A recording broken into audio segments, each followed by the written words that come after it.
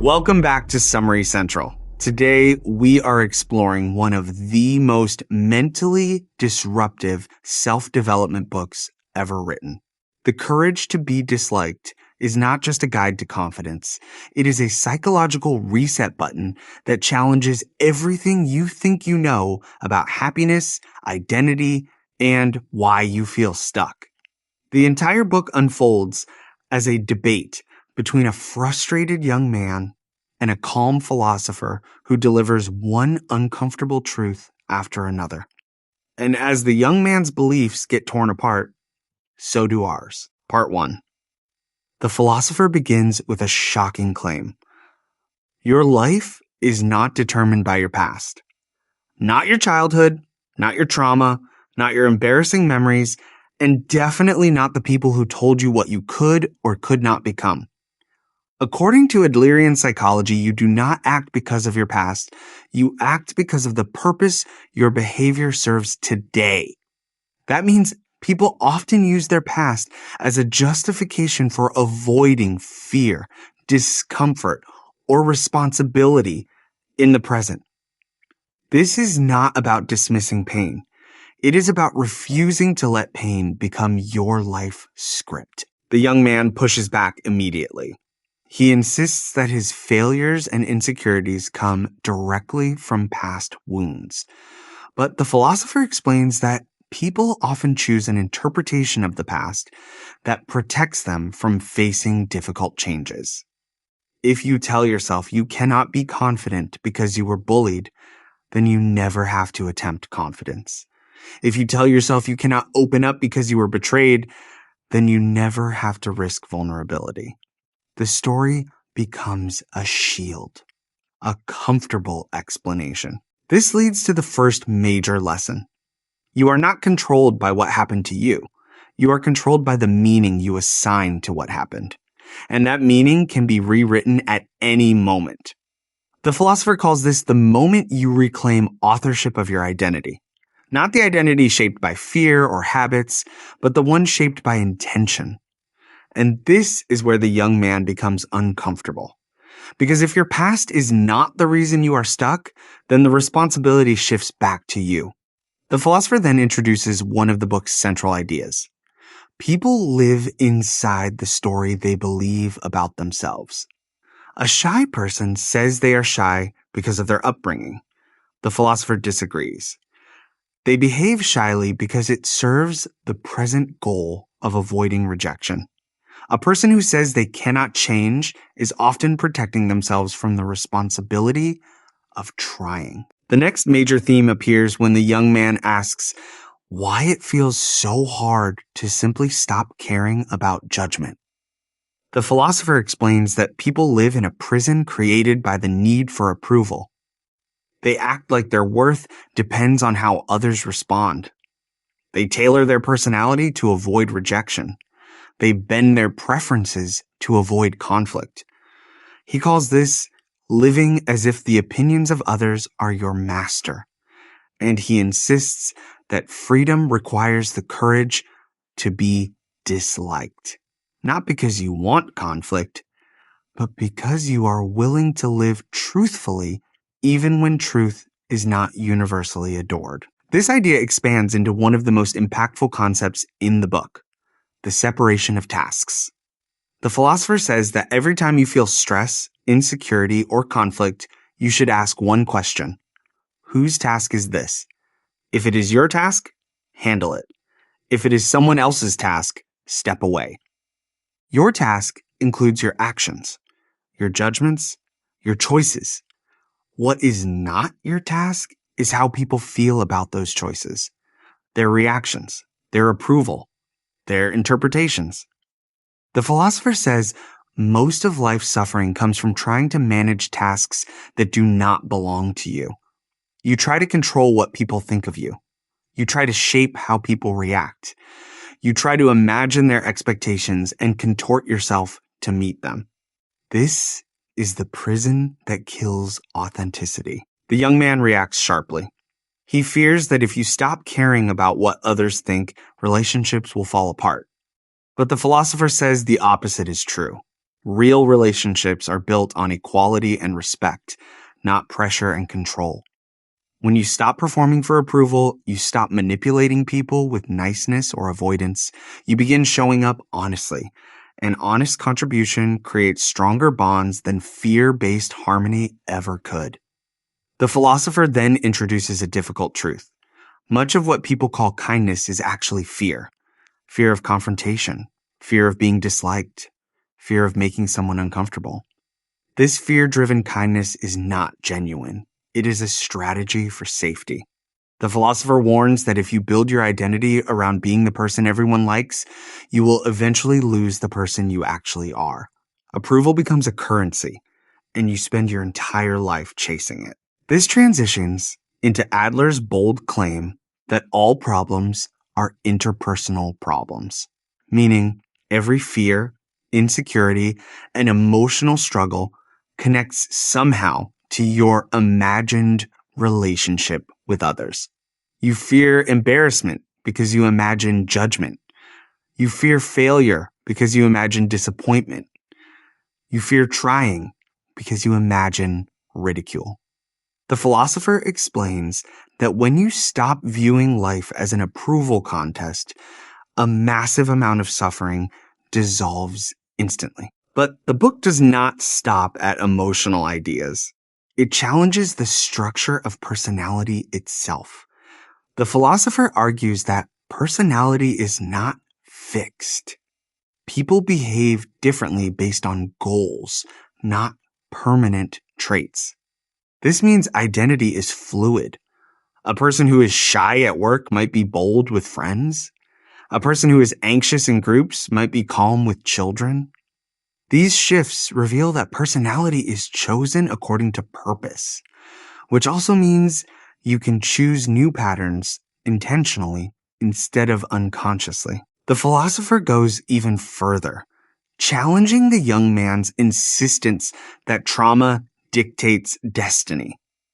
Adlerian psychology argues that trauma is real, but deterministic trauma is not.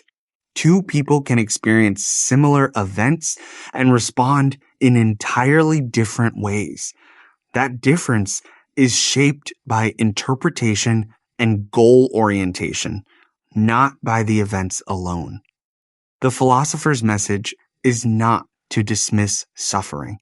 It is to remind the young man that suffering does not have the authority to dictate the future unless he gives it that authority. From here, the philosopher focuses on a principle that surprises the young man. People fear happiness. They say they want joy, freedom, and confidence, but they avoid the actions that create those things because happiness requires effort, responsibility, courage. Fear protects comfort, even if the comfort is miserable. People cling to their limitations because changing them threatens the identity they have relied on. The mind chooses predictable misery over unfamiliar possibility. The philosopher then addresses the idea of competition. He explains that life becomes unbearable when you view it as a ranking system, when someone else's success feels like evidence of your shortcomings, when every achievement becomes a comparison. The young man realizes he has lived this way for years, constantly measuring, constantly evaluating, constantly trying to earn a sense of superiority or avoid inferiority.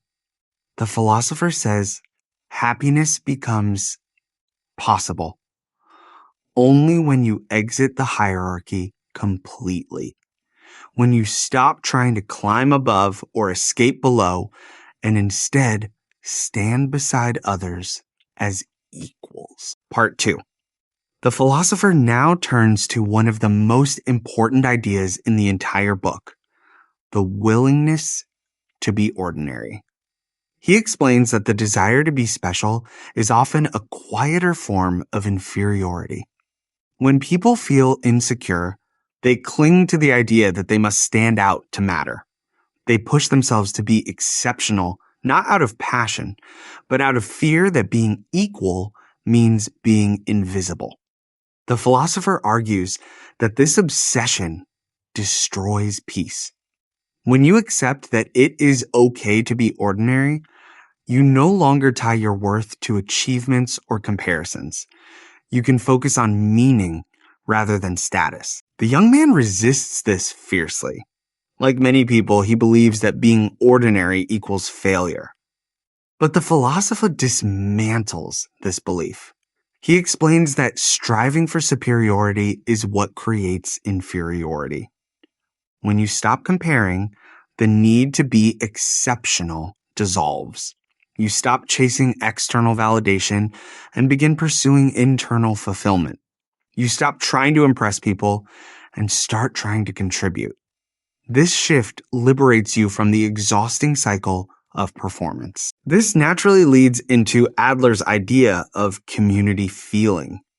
The philosopher explains that true happiness emerges when you view yourself as part of a larger whole, when you see others not as rivals, but as partners in life, when you stop isolating yourself out of fear or defensiveness and begin participating in the world with openness.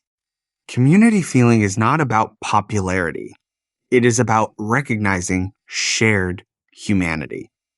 A person who develops community feeling stops obsessing over being judged because they understand that everyone is fighting their own internal battles. The young man asks what prevents people from developing this feeling. The philosopher answers honestly. People isolate themselves because relationships require vulnerability. It is easier to hide. It is easier to criticize. It is easier to avoid the discomfort of being seen. But these strategies lead to loneliness, not safety. The philosopher reveals that many emotional struggles are self-created patterns designed to protect the ego. Anxiety, avoidance, and passivity often serve the purpose of preventing action.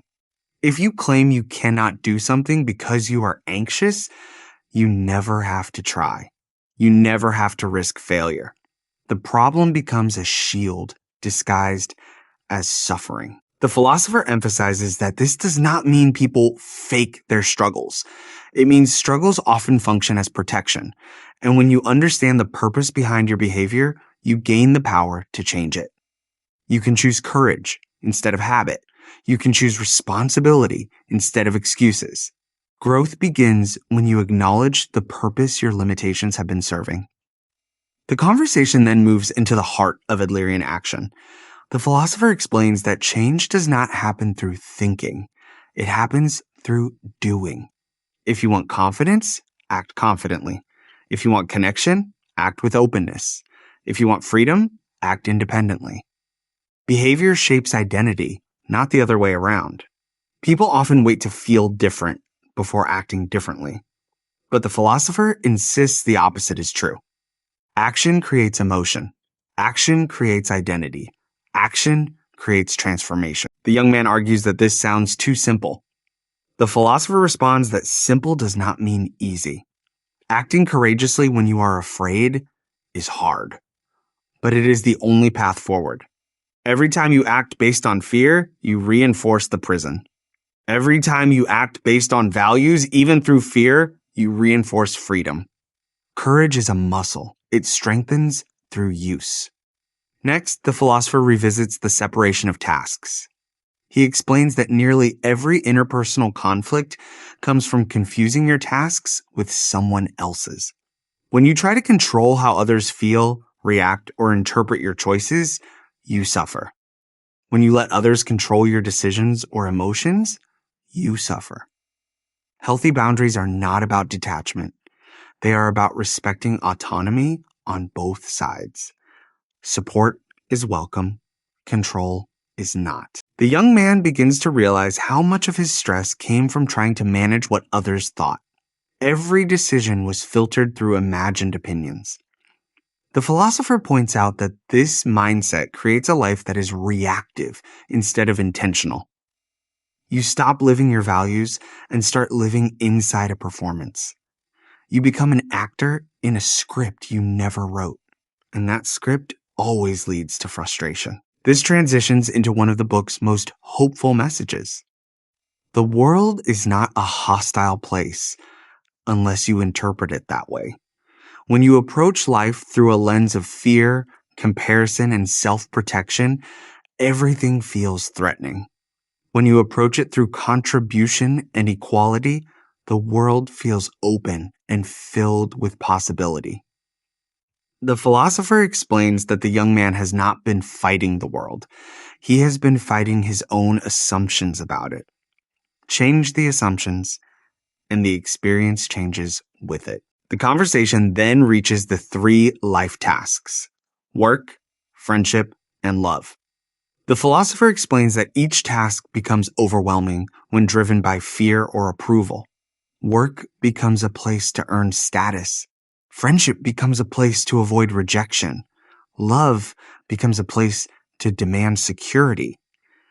But when these tasks are approached through contribution and equality, they transform. Work becomes meaningful. Friendship becomes strengthening. Love becomes free and supportive instead of needy. The philosopher explains that love is the most challenging of the 3 because it requires 2 autonomous individuals. Love becomes unhealthy when one person tries to control the other's tasks, when they expect constant reassurance, when they demand validation, when they fear abandonment so deeply that they turn affection into possession. Healthy love requires letting go of control. It requires choosing each other freely every day rather than clinging out of insecurity. The young man asks how someone can live this philosophy in a world full of judgment, pressure, and expectations. The philosopher answers with clarity, by choosing courage over comfort, by acting in alignment with your values instead of your fears, by recognizing that being disliked is not a tragedy. It is a sign that you are no longer performing. It is evidence of authenticity. People who live courageously do not seek approval. They seek meaning. And in doing so, they create relationships that grow from truth, not fear. The philosopher ends by reminding him that a fulfilling life does not appear automatically. It is built one courageous act at a time, one honest conversation at a time, one boundary at a time, one moment of contribution at a time. Courage is not dramatic. It is subtle. It is woven into daily choices. And the more you choose courage, the more your life shifts toward freedom. Part 3. As the night between the philosopher and the young man nears its end, a final set of lessons emerges. These lessons form the emotional core of the book. The philosopher reminds him that everything he has said leads toward a single point. A good life is not something you find by accident. It is something you create with intention. The philosopher explains that the world becomes lighter the moment you stop trying to earn your right to exist. When you stop performing for approval. When you stop chasing validation. When you stop trying to outrun insecurity. True freedom begins the moment you accept yourself as equal to others, rather than above or below them. The young man asks, what happens when people push back against this new way of living? People are used to who you used to be. They are used to the version of you shaped by fear and performing. When you change, it forces them to adjust, and sometimes they do not want to. The philosopher says this resistance is normal. People may feel threatened by your growth because it highlights their own avoidance, but their discomfort is their task, not yours. You do not need permission to grow. You only need the courage to take responsibility for your choices. At this point, the philosopher returns to the idea of living in the present. He explains that most suffering comes from living everywhere except here. People replay the past, anticipating sadness or regret. They worry about the future, anticipating failure or embarrassment. Meanwhile, the present moment is neglected. The philosopher insists that your real life exists only in the moment you are living. The choices you make now shape everything else. If you want a new future, you must act in the present. If you want to stop repeating old patterns, you must stop reenacting them through your behaviors today. The young man admits he often feels he cannot act because he does not feel ready. The philosopher responds that readiness is a myth. People feel ready only after they act. Action generates belief. Action generates confidence. Action generates clarity. Waiting for confidence before acting leads to a life of hesitation. Acting through fear leads to a life of growth. Every meaningful transformation in life begins before you feel prepared. This prepares the final major insight. People do not lack ability. They lack courage. Courage is the root of all positive change. Courage to speak honestly. Courage to act without permission. Courage to embrace being ordinary. Courage to be disliked. Courage to take responsibility for your life instead of living inside excuses. The philosopher emphasizes that courage is not natural. It is chosen. And the more you choose it, the lighter life becomes. The young man then asks the question every reader silently wonders. If I live this way, will I really be happier?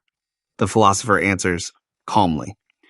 Yes, but not because life becomes easier, because life becomes yours. Happiness is not the result of avoiding discomfort or avoiding judgment. Happiness is the result of living authentically. When you stop manipulating your relationships, they become healthier. When you stop controlling how others respond, you become less anxious. When you stop fearing being ordinary, you find meaning in contribution. When you stop viewing the world as a competition, you begin to enjoy being part of it. This naturally brings the conversation back to contribution. The philosopher explains that people often believe happiness comes from being admired, but admiration is unstable. The moment someone praises you, your fear of losing their praise grows. When you contribute without expecting reward, your actions become stable sources of meaning. You do not rely on others to validate you. You become grounded in your own values. The young man begins to see that living courageously does not mean cutting people off. It means showing up honestly. It means respecting boundaries. It means valuing connection instead of validation. It means choosing relationships built on equality rather than dominance or dependency. The philosopher calls this the foundation of a healthy community feeling. When you contribute freely and accept others freely, relationships become places of growth rather than places of fear. The philosopher then leaves the young man with one final invitation. Stop trying to live a life that satisfies the expectations of others. Stop trying to construct a perfect image. Stop avoiding action out of fear. Instead, choose to live for meaning. Choose to live for contribution. Choose to take responsibility for your own tasks. Choose to accept that some people will not support your path. And choose to understand that this is not a problem. This is life. This is authenticity. This is freedom. The philosopher stands, and the young man realizes that everything he feared losing was never as important as the life he feared to start. He sees that the courage to be disliked is really the courage to be yourself without apology, the courage to be ordinary without shame, the courage to contribute without reward, the courage to live without constantly looking over your shoulder, the courage to exist in the world with presence and purpose. And as their long conversation ends, the message becomes even clearer. You do not need to fix your past. You do not need to sculpt a perfect identity. You simply need to choose actions that align with who you want to be. Every day, quietly, consistently. That is how your life changes. Not through dramatic revelations, through small acts of courage repeated over time. Thank you for watching Summary Central. If this breakdown gave you something to think about or helped shift your mindset, make sure to like, comment, and subscribe so you never miss a new deep dive. And if you want a quicker version or a longer version, check out the 5-minute and 30-minute summaries linked below. See you in the next one.